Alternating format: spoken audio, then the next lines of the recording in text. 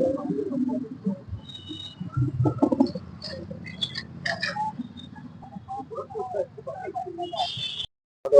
रामडीत राहतो देवळाच्या बाजूला. आमचे एक चांगले लाडके असे म्हणणारे रामडीत सर्वजण मानणारे आमचे वकील आज आमच्यातून निघून गेले. ते आम्हाला फार दुःखद होत आहे. म्हणजे ॲडव्होकेट रजाक शेख हे मुस्लिम समाजाचे देशात आणि महाराष्ट्रात राज्यात जे आहे जातीपातीचं राजकारण सुरू आहे. तिथं बघितली तर जातीपातीचा विचार केला जातो, परंतु आज एक मुस्लिम समाजाच्या एका वकिलाच्या अंतिम संस्काराला आलेला. काय म्हणजे आमच्या इथं रजाक वकील छोट्यापासूनच ते सर्व समाज कार्य करत होते आणि मंदिराचे त्यांनी आमच्या जगदंबा मंदिराचे अध्यक्ष होते. कित्येक वर्षांनी चांगलं काम करत होते. त्यामुळे आम्ही राममध्ये जास्त मतभेद आता पण मांडलेलेच नाही.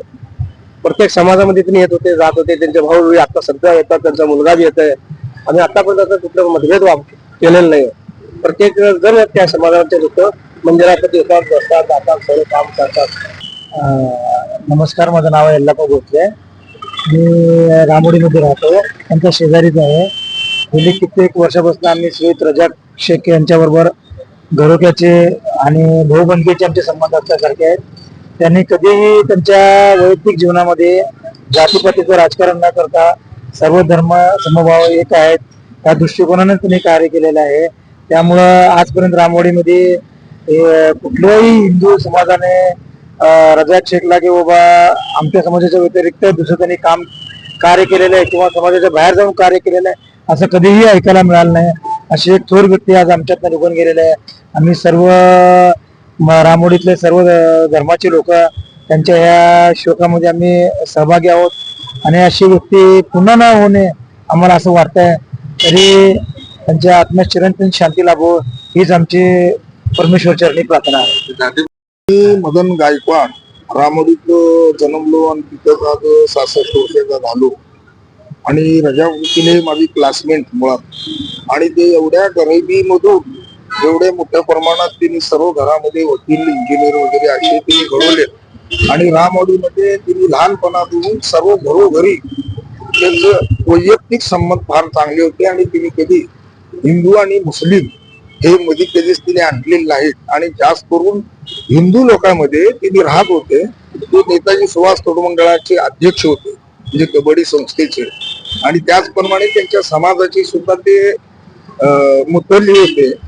आणि तिने आजपर्यंत असं काय केले नाही. भरपूर दिवस ते दीर्घ आजारातून त्यांचा हा निधन झालाय. आणि त्यांचं विल पॉवर फार मोठा होतं. आणि प्रत्येक हिंदू समाजाच्या कार्यक्रमामध्ये आमच्या हिंदू समाजाच्या सर्व मिरवणूकमध्ये तिथं अध्यक्ष पण होत होते आणि सर्व त्यांना सांभाळून घेत होते. असे आमचे मित्र आज आमच्यातून निघून गेले. आणि हे जीच रामवाडीतून आम्ही भरून काढणार नाही असे एक व्यक्तिमत्व आमच्यातून हरपलेत. आणि त्यांच्या आत्म्यास चिर शांती लाभो. मी कैकाडी समाजाचा अध्यक्ष या नात्यानं कैकाडी समाज व रामवाडी परिसर आणि सोलापूर जिल्हा कबड्डी असोसिएशन, महाराष्ट्राचे कबड्डी असोसिएशन यांच्या वतीनं त्यांना मी श्रद्धांजली वाहतो. एवढंच मला. जे सोलापुरात जे हिंदू मुस्लिम त्यांना काय हेच सांगेन मी की बाबा ते हटून होते. रामवाडीतले मुस्लिम पूर्ण कधीच हिंदू आणि मुस्लिम मध्ये सहभाग झाले नाहीत. आणि तिथं कुठे दंगा वगैरे झाले असतील परंतु ते कधीच दंगा वगैरे इथं घडवले नाहीत. किंवा हिंदू बी त्यांना काय म्हटले नाही किंवा मुस्लिम बी आम्हाला काय म्हटले नाही.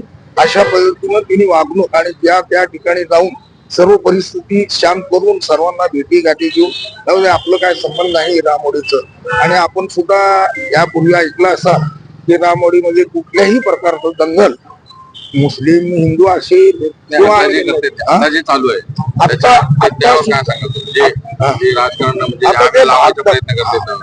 भारतामध्ये जे चाललंय ते आम्ही ज्या परिसरामध्ये राहतो त्या ठिकाणी हिंदू मुस्लिमचे सर्व ते फार चांगले आहेत. आणि एकमेकाला आम्ही एकमेकाच्या कार्यक्रमामध्ये हजर राहतो. पैगंबर जयंती असेल, तुमचं मोहरम असेल, या पद्धतीनं आम्ही चांगल्या पद्धतीनं एकमेकांनी सर्व वर्गणी वगैरे काढून सर्वजण हिंदू आणि मुस्लिम मिळून कार्य करत असतो.